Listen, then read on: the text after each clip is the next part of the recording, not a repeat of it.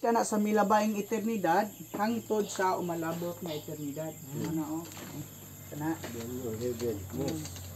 Dayon ang gingarian sa mga langit kini lamang naglangkob sa duha ka kapanahunan. Kining mo ni. Doon na lang may upat ka kapanahunan sa gilangkuban sa gingharian sa Dios. Sa panahon sa wala pang kasuguan, manaman ni. Sa panahon ni Adam hangtod sa paghatag sa wala pa mo ihatag ang kasuguan.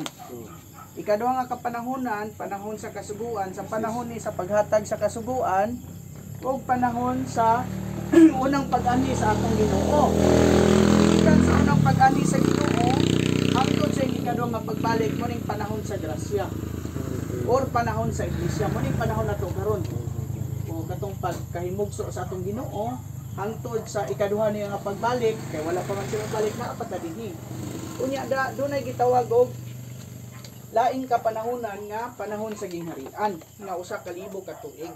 So kini lamang duha mao ni gitawag sa Biblia og kingdom of the heavens. So wala nagpasabot nga kana nga makita nato mao nang heaven kanang kingdom of the heavens kundi ilangkuban na siya sa panahon sa grasya ug panahon sa gingharian.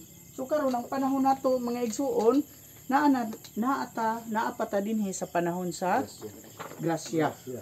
Panahon sa iglesia mo nang free pa kayo ta karon gihatagan tag kagawasan sa Ginoo may tungod sa ato ang pagkinabuhi. Kay kung dili ta mahusto sa ato ang pagkinabuhi karon dinhi sa panahon sa grasya, siyempre pag-abot sa millennial kingdom kay di naman ta moadtog linaw nga kalayo kay di anak naman ta pag-usab. Surely nga nagaagad na kung disiplinaon ba ta niya o iyahata nga pagagantihan. So gipakita lang na siya nato brad yung para nga ato yung masuta ang ato ang kan sumuanhin na ta sa ato ang